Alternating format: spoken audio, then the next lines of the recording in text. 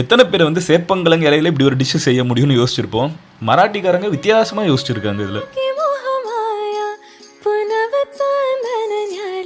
ஆக்சுவலாக இது என்ன விஷயம்னு பார்த்தீங்கன்னா, இலை இருக்குல்ல, ஒரு பெரிய இலையை வந்து கம்ப்ளீட்டாக லேயராக வச்சு அது மேலே கொஞ்சம் மாவை பூசி அதை வந்து அதுக்கப்புறம் மறுபடியும் சுற்றி அதை ஹரிசாண்டலாக வெட்டி அதை வந்து எண்ணெயில் போட்டு பொரிச்சு ஸ்பைசஸ் ஆட் பண்ணி சாப்பிட்றாங்க.